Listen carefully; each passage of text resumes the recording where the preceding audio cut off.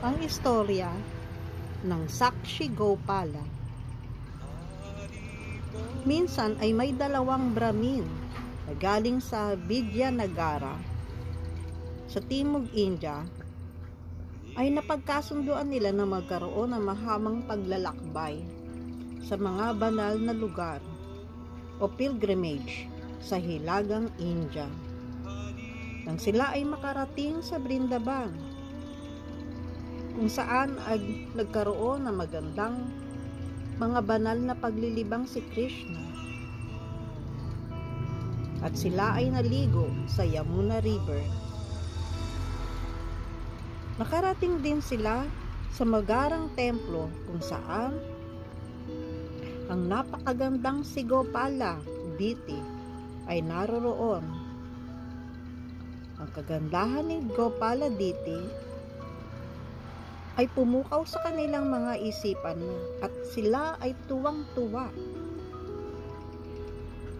Tumigil sila doon ng 2 hanggang 4 na araw. Ang isa sa mga Brahmin na ito ay matanda na galing sa mayamang pamilya. Ang isa namang Brahmin ay binata at medyo may kabataan pa. Ngunit galing siya sa mahirap na pamilya. Ang binata ay masyadong magalang at nagbigay ng mga pagkumbabang serbisyo sa matandang Brahmin. Sinisigurado nito na hindi ito mahihirapan masyado sa paglalakbay. Tuwang-tuwa sa kanya ang matandang Brahmin dahil sa kanyang serbisyong ginagawa. Naanimoy para niya itong anak. Kanya naman pinangakuan niya ang batang Brahmin na ibibigay ko sa iyo ang aking dalagang anak upang siya mong mapangasawa. Ang tugon naman ng batang Brahmin ay, hindi po. Kanya ko po kayo pinagsisilbihan ay upang masiyahan sa akin si Lord Krishna.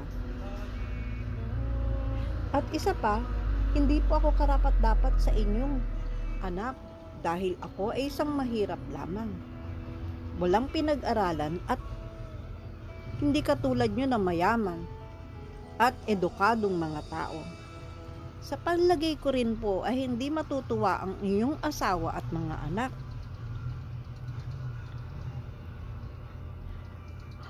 Pero kung gusto niyo po talaga na ibigay at mapangasawa ko ang inyong anak, magpunta po tayo sa harapan ni Gopala Diti upang siya ang maging saksi sa inyong pangako. Dahil nung mga araw na iyon ay usong-uso na ang mga tao ay nagpupunta sa harapan ng Diti. At kung anumang sigalot na meron sila, ito ay napagkakasunduan dahil wala man lang isa sa kanila ang makapagsisinungaling sa harapan ng Diti.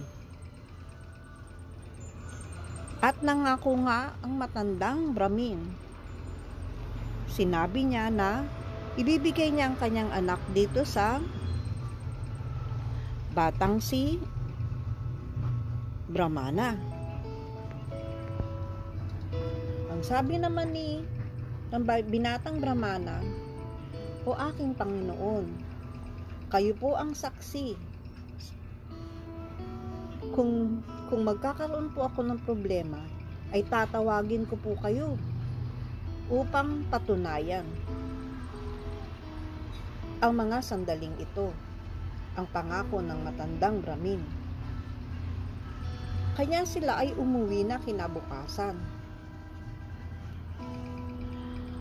At doon naman, nagpahinga ang matanda ng ilang araw sa kanilang tahanan. At naalala niya ngayon ang kanyang pangako sa binata at sinabi niya ito sa kanyang mga anak. sa kanyang asawa. At lahat sila ay nalungkot. Sabing ganun nila,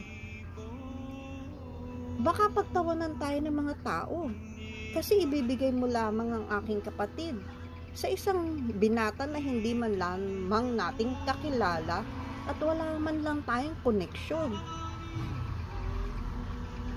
Sabing gano'n naman ng matandang Brahmin sa kanyang anak,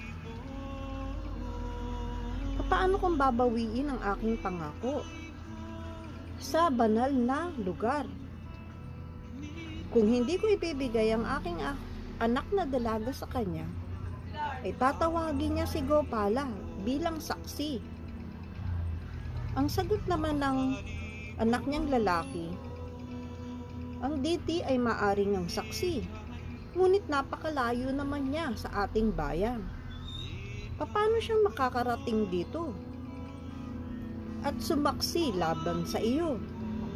Sabihin mo lamang na hindi mo nalalaman ang kanyang mga sinasabi at ako na ang bahala sa mga susunod pang mangyayari, sabi ng anak na lalaki. Kinabukasan ay dumating ang binatang Brahmin sa kanilang bahay. Ngunit ang matandang Brahmin ay kinuha ang kanyang stick at pinaalis siya. Tinawag ng binatang Brahmin ang lahat ng mga kapitbahay. At sa harapan ng bahay ng matanda ay sinabi niya, mga kaibigan kong taong bayan, itong Brahmin na to ay ipinangako niya sa harapan ni Gopala Diti na ipapakasal niya sa akin ang kanyang anak.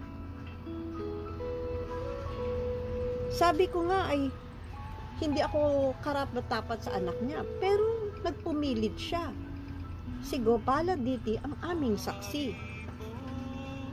Ang sabi naman ng anak na lalaki,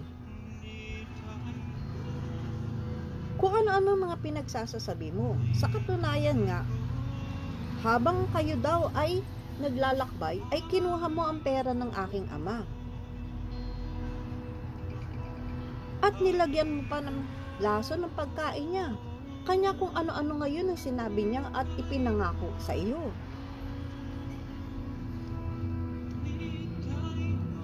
Nagkaroon tuloy ng pagdududa ang mga taong bayan dito sa binatang Brahmin. Kanya naman ang batang Brahmin ay nagsabi na ang saksi natin ay si Gopala.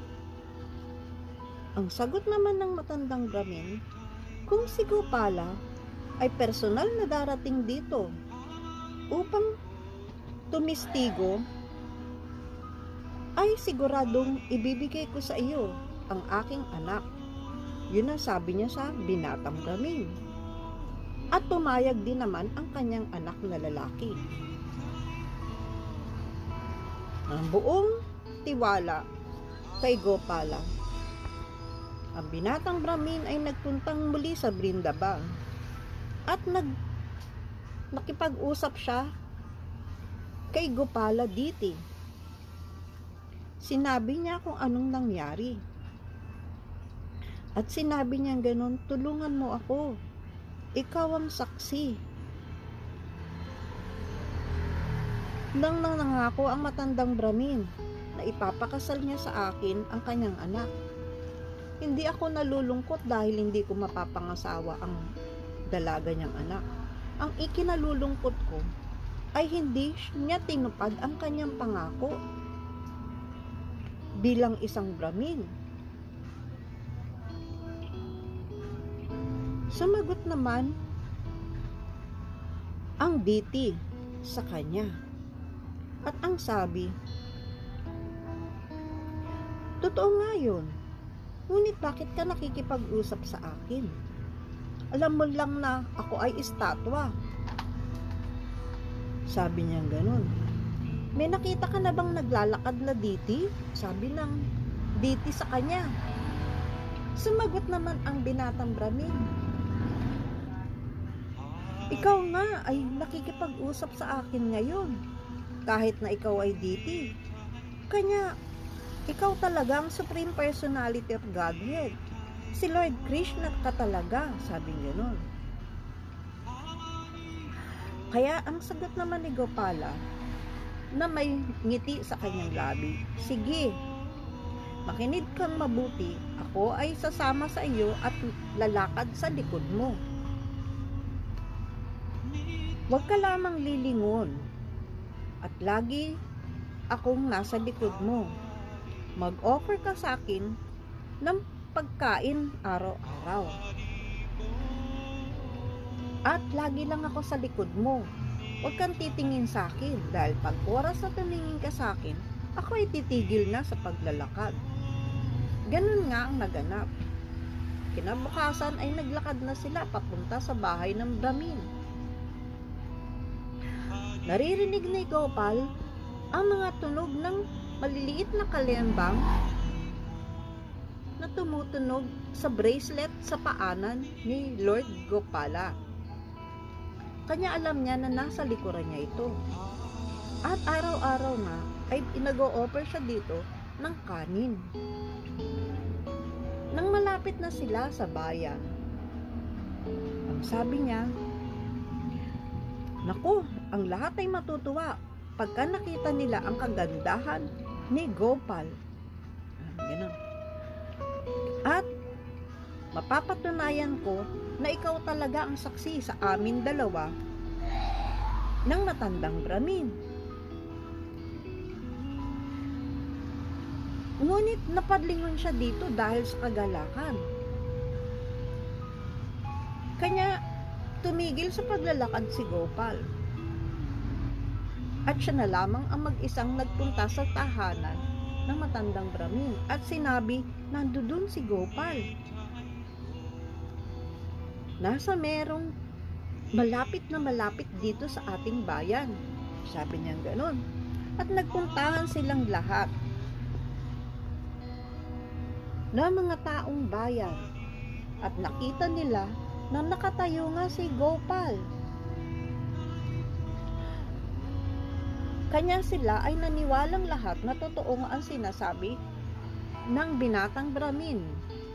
Kanya tuloy ipinakasal na sa kanya ang dalaga na anak ng matandang Brahmin.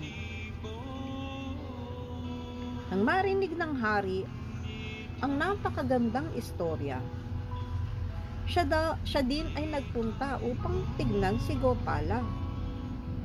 At doon, siya ay nagpagawa siya ng napakagandang templo para kay Lord.